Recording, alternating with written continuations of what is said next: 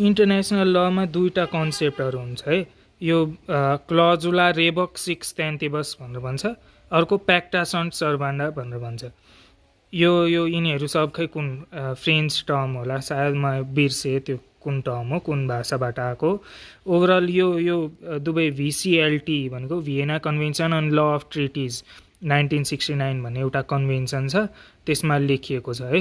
प्याक्टा shunt सर्भान्डा भनेको article 26 छ र रेबक सिक्स टेन्टिबस भनेर यो आर्टिकल 26 छ यो, र यो चाहिँ आर्टिकल 62 छ है। 26 को उल्टो 62। प्याक्टा सन्ट सर्भान्डा भनेको बाइन्डिङ फोर्स जस्तो हो। मैले एउटा स्टेट छ ए, स्टेट एले स्टेट बीसँग एउटा ट्रिटी साइन गर्यो, त्यो के को हिसाबमा इन्फोर्स गर्ने त? नभए त आज मलाई मन लाग्यो, आज मलाई यो ट्रिटी गर्न मन लाग्यो, मैले गरेँ, उसले पनि गर्यो। अब यो म किन यो ट्रिटीमा बसिराख्ने, मैले किन चेन्ज यसलाई भोइलेट किन नगर्ने भन्दाखेरि त्यो एउटा बाइन्डिङ फोर्स हुन्छ हरेक ट्रिटीको, त्यसलाई भन्छन् प्याक्टा सन्ट सर्भान्डा है। यो आर्टिकल 26 VCLT 1969 त्यसले यो कन्सेप्टलाई इम्बडी गरेको छ है। अर्को कुरा के छ यहाँ भन्दाखेरि आर्टिकल 27 छ। अब स्टेटहरू त के हुन्छ त, स्टेटहरू रियलिस्ट भ्यूले के भन्छ त भन्दाखेरि स्टेटहरू त सधैँ आफ्नो इन्ट्रेस्ट हेर्छ। States are rational actors who tend to maximize their interest हो।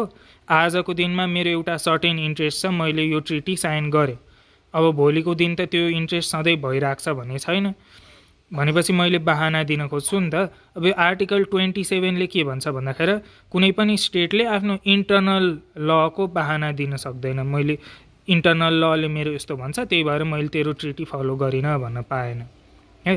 अर्को के छ, क्लजुला रेबक सिक्स टेन्टिबस। यो भनेको प्याक्टा सन्ट सर्भान्डाको एक्सेप्सन हो है।